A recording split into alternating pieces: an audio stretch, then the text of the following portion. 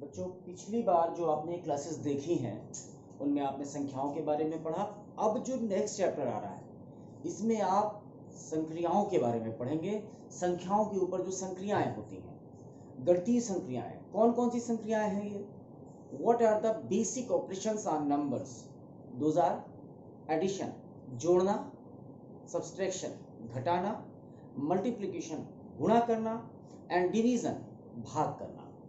कुछ चीजों को आराम से समझते हैं। जोड़ और गुणा एक ही जैसी चीजें हैं। जोड़ को त्वरित ढंग से करने के लिए गुणे का प्रयोग किया जाता है। जैसे हम 3 का पहाड़ा पढ़ते हैं या 3 की टेबल पढ़ते हैं, जब हम कहते हैं 3 1 जा 3, 3 2 जा 6, तो जब हम 3 2 जा 6 कह रहे हैं तो 3 को 2 बार जोड़ना, 3 को 2 बार जोड़ना मतलब 3 का 2 से गुणा करना। 3 को 3 बार जोड़ना मतलब 3 का 3 से गुणा करना। ऐसे ही अगर हम 3 को 9 बार जोड़ते हैं, 3 धन 3 धन 3 करते हुए 9 बार 3 को जोड़ते हैं, तो वास्तव में हमको क्या करना है? 3 का 9 से गुणा करना है, जो कि बहुत इजी हो जाता है। 9 त्रिक 27, 27। ठीक है, तो हम लोग बेसिक संक्रियाओं के बारे में बात करेंगे। बेसिक जो हमारे ऑपरेशंस हैं, गणितीय संक्रियाएं, क्या पढ़ेंगे हम लोग? गणितीय संक्रियाएं। किस पर ये गणितीय संक्रियाएं किस पर की जानी है? ये गणितीय संक्रियाएं किस पर जानी है? ये गणितीय संक्रियाएं की जानी है नंबर्स पर या संख्याओं पर। संख्याओं पर की जाने वाली गणितीय संक्रियाओं के बारे में हमारा आज का लेक्चर होगा। ठीक है, तो कौन कौन सी बेसिक ऑपरेशंस हैं? ओके, जोड़, घटाना, गुणा करना और भाग करना, ये 4 बेसिक ऑपरेशंस हैं। 4 बेसिक ऑपरेशंस हैं। इन बेसिक ऑपरेशंस के ऊपर हम लोग बात करेंगे कि कैसे जोड़ना है। तो सबसे पहले हम लोग शुरुआत करेंगे जोड़ के साथ, कि कैसे संख्याओं को जोड़ना है, फिर कैसे उनका घटाना करना है, कैसे गुणा करना है, कैसे भाग करना है। इन पर जो इबारती प्रश्न आते हैं, इबारती प्रश्न का मतलब क्या हुआ? जिनमें सीधे सीधे संख्याएं नहीं दी जाएंगी, आपसे प्रश्न में कुछ भाषा कही जाएगी और भाषा में से आपको क्या निकालना पड़ेगा? आंकड़ा निकालना पड़ेगा, डाटा निकालना पड़ेगा। उनको जोड़ना है कि घटाना है, गुणा करना है कि भाग करना है, ये आपकी समझदारी के ऊपर भी निर्भर होता है और थोड़ा सा प्रैक्टिस की भी जरूरत होती है। आइए देखते हैं इन संक्रियाओं को।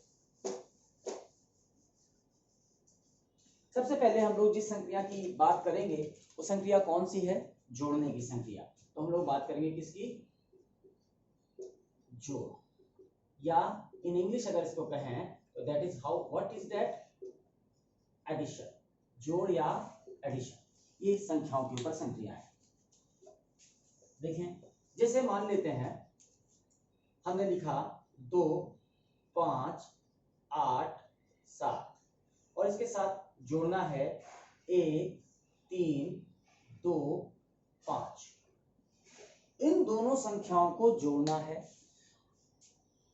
पिछले कक्षाओं में आपको जोड़ने की विधि बताई गई थी कि कैसे लाइन खींचकर आपको जोड़ देना है, कैसे कंकड़ लेकर आपको जोड़ना है, कैसे हाथ के पोर्स पर आपको जोड़ना है। तो जोड़ना आप जानते हैं, जोड़ना आप जानते हैं, लेकिन जब यहाँ पर नंबर ऑफ जो नंबर्स हैं ज्यादा होते हैं, जैसे यहाँ पर 2 नंबर्स लिखे हुए हैं, 3 हो सकते हैं, 4 हो सकते हैं, 5 हो सकते हैं, जोड़ना कोई बड़ी कठिन प्रक्रिया नहीं है। आइए पहले हम इन 2 संख्याओं को आपस में जोड़ते हैं।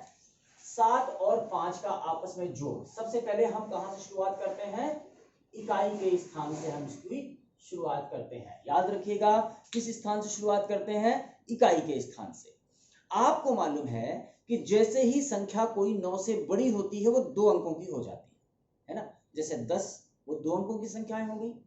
इकाई के स्थान पर हम केवल एक ही अंक तो रख सकते हैं, 2 अंक तो नहीं रख सकते ना। 2 अंक हो गया तो मतलब दहाई का अंक चला गया। तो जरा हमने 7 में 5 को जोड़ा, कितना आया? जोड़ के जल्दी से देखिए, 7 में 5 को जोड़ा, 7 5 12, कितना आया? 12, 12 आया। इसमें इकाई का अंक कौन सा है? 2। 7 और 5 के जस्ट नीचे कितना लिख दिया गया? 2। लेकिन अभी भी ये जो 1 है सुरक्षित बचा हुआ है, ये जाएगा कहाँ? ये एक अगली वाली संख्या के साथ जुड़ेगा, ये एक अगली वाली संख्या के साथ जुड़ेगा, इसको कैरी फॉरवर्ड कहा जाता है, कैरी कहा जाता है। अब जरा इसको जोड़ें, 8 1 9 2 11, 11 में से इकाई के स्थान पर क्या बचा? 1 आपने रख दिया। अब ये वाला 1 कहां जाएगा? ये फिर से यहां पर जाएगा, अगली संख्या में ट्रांसफर हो जाएगा, है ना, अगली संख्या में ट्रांसफर हो जाएगा। अब इसको जोड़ते हैं, 5 3 8 1 9, यहां पर तो कुछ भी कैरी फॉरवर्ड नहीं बचा, कुछ भी आगे ले जाने के लिए नहीं बचा, ठीक। अब अगली संख्या में जब यहां पर आए तो 2 और 1 जुड़कर कितना हो गया? 3, ठीक है। नाउ तो अब अगर हम इस पूरे एडिशन को देखें तो ये कैसा बना? ये ऐसा बना, ये ऐसा बन गया। 7 5 12 की 2, हाथ आया 1, ठीक है। 8 2 10 1 11, हाथ आया फिर से 1 इकाई के स्थान पर 1, 5 3 8 1 9, ठीक है, और 2 और 1 3, ये जुड़ गया 3912। आपने इन संख्याओं को पढ़ना सीख लिया है, ठीक है। ये संख्या कितनी हुई? चलिए इन दोनों संख्याओं को पढ़ते भी हैं। ये इकाई, ये दहाई, ये सैकड़ा और ये हजार की संख्या है, तो ये संख्या कितनी हुई? 2587। ये संख्या कितनी हुई? 1325। ये संख्या कितनी हुई? 3912।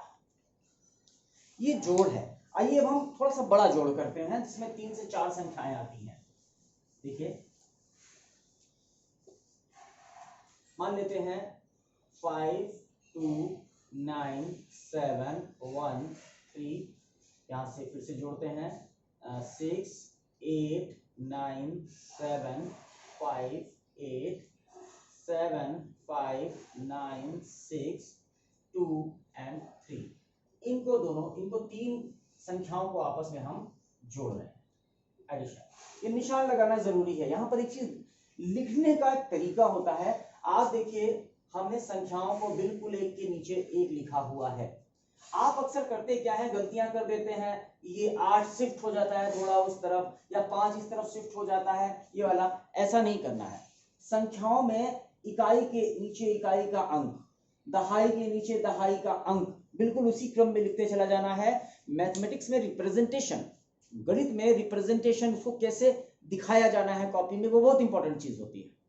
अगर आप वो नहीं कर पा रहे हैं तो आपका पूरा प्रश्न गलत दिखाई भी पड़ता है और गलत हो भी जाता है। वो भी हम आपको करके दिखाते हैं कि कैसे गलत हो जाता है। खैर, आइए इनको जोड़ते हैं। जोड़ना आपने सीख लिया है, आप हाथ के पोर्स में जोड़ते रहिएगा। हम सीधे तेजी से कर रहे हैं। 3 3 6 8 6 14 की 4, हाथ आया, कैरी कितना हुआ? 1। 5 2 7 1 8 1 9, 7 दूनी 14 और 6 20, यहां पर कितना बचा? 2। 9 3 27, यहां पर देखिए जोड़ने की इस संख्या में हमने सीधे गुणा कर दिया। 9 कितनी बार यहां शामिल है? 1 2 और 3 बार। हमने 3 बार 9 को जोड़ने की अपेक्षा 9 का पहाड़ा 3 बार, 9 की टेबल 3 बार पढ़ दी। 9 3 27, और यहां से कितना आया हुआ था? 2, तो टोटल कितना हो गया? 29। 29 का 9 यहां पर आया, और 2 फिर से फॉरवर्ड हो गया, फिर से आगे बढ़ गया।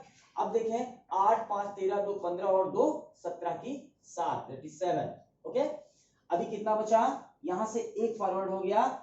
अब यहां पर देखें, अगर हम इसको भी 1 इसके साथ 5 के साथ जोड़ें तो 5 1 6 हो जाएगा ना, 5 1 6, 6 दूनी 12 और 7 19, ये पूरा का पूरा 19 यहां पर रख दिया गया। आइए फिर से जोड़ें, 8 6 14 की 4, हाथ आया 1, 5 2 7 1 8 1 9, 7 दूनी 14 और 6 20 की 0, हाथ आया 2, 9 3 27 और 2 29, कितना आया? 2 2 2 4 8 4 12 और 5 17 की 7, हाथ आया 1, और 6 5 11 7 18 और 1 19। इस तरह से ये 3 अंक, जो 3 संख्याओं का जोड़ था, वो इजी आपने देखा। अब देखिए इसमें गलती की संभावना कैसे होती है। अगर आपने गलत लिखा है तो गलती की संभावना कैसे होती है, ठीक। हम दूसरी संख्या लिखते हैं कोई, मान लेते हैं हम लिखने में 1 2 3 4 5 और 6 अंक हैं। अब हम इनको सीधे से लिखते हैं, 5 6 7 8 9, 5 ये और यहाँ पर 6। अब क्या है, इसके नीचे 6 आ रहा है जबकि 6 को 3 के नीचे आना चाहिए था, गलती हो जाएगी। या ये यहां से शुरू हो, मान लेते हैं कि यहां से हटा देते हैं और 2 अंक यहां पर लिख देते हैं 3 और 5। अब आप देखें, एक सीध में है, एक सीध में है, एक सीध में है, एक सीध में है, लेकिन ये एक सीध में नहीं है। मतलब यहां पर ये आपने ऐसे करके लिखा तब तो ठीक है, ऐसे करके जोड़ा तब तो ठीक है, लेकिन अगर आपने इस तरह से जोड़ दिया तो ये पक्का गलत हो जाएगा। तो मैथमेटिक्स में रिप्रेजेंटेशन करना या उसको कैसे कॉपी पर दिखाना है वो भी बहुत इंपॉर्टेंट होता है। आप देखते रहना कि हम कैसे अंक लिख रहे हैं, कैसे निशान बना रहे हैं, किस तरह से उनको प्रॉपर्ली रख रहे हैं। रिप्रेजेंटेशन बहुत इंपॉर्टेंट होता है। आपको गणित आती है वो अलग बात है, ओके, लेकिन उस गणित को कॉपी पर दिखना चाहिए। तो ये तो हो गया जोड़ संबंधी संक्रियाएं कि जोड़ना कैसे है। अब इस जोड़ संबंधी संक्रियाओं पर हम लोग बात करेंगे इबारती प्रश्न की। इबारती प्रश्न क्या होते हैं? जिनमें लैंग्वेज होती है, जिनमें डाटा सीधा नहीं दिया होता, आपको दिमाग लगाना पड़ता है इसमें करना क्या है। कंसीडर करिए, प्रश्न में दिया हुआ है कि राम के पास 40 गाय थी। कितनी गाय थी? 40 गाय थी। उसने मेले से 50 गाय और खरीद ली। 50 गाय और खरीद ली, ठीक। उसने मेले से 50 गाय और खरीद ली, जबकि उसके नाना ने उसे 10 गाय दी हैं। ठीक, प्रश्न में पूछा गया कि अब राम के पास कितनी गाय हैं। प्रश्न में पूछा गया अब राम के पास कितनी गाय हैं। तो अब आप एक दिमाग लगाइए कि ये संख्या बढ़ेगी कि घटेगी। पहले उसके पास थी कुछ गाय, कितनी थी?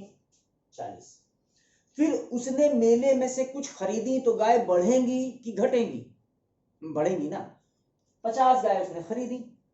अब अगर उसके नाना ने दी हैं तो गाय बढ़ेंगी कि घटेंगी? बढ़ेंगी। इसका मतलब है कि ये 3 की 3 संख्याएं आपस में जोड़ दी जाएंगी और इस प्रश्न को हल कैसे किया जाएगा? राम के पास कितनी गाय थी? 40, ठीक ना। मेले से खरीदी उसने 50, नाना ने दी कितनी? 10। आपको इन तीनों को क्या करना है? आपस में जोड़ देना है। यहां पे फिर से देखें आप, हमने 0 को 0 के नीचे रखा है, दहाई के अंकों को दहाई के अंक के नीचे रखा है। आपने जोड़ा 0 0 0, सब जुड़कर कितना होता है? केवल 0, ठीक है। 5 4 9 और 1 10। अब उसके पास कितनी गाय हो गई? 100। तो इस बात का उत्तर आपको लिखना है, अतः अब राम के पास कुल 100 गाय हैं। तो यहां पर जो आपको दिमाग लगाना है वो क्या, कि एक आंकड़ा आपके पास है, एक डिजिट, एक नंबर आपके पास है। दूसरा नंबर आने के बाद जो पहले वाला नंबर है वो कम होगा कि ज्यादा होगा? अगर वो ज्यादा बढ़ने की संभावनाएं आपको समझ में आ रही तो वहां जोड़ होगा। ये इबारती प्रश्न है। आइए ऐसे इबारती प्रश्नों को आप अपनी एक्सरसाइज से और करेंगे। अब हम आते हैं घटाने की तरफ।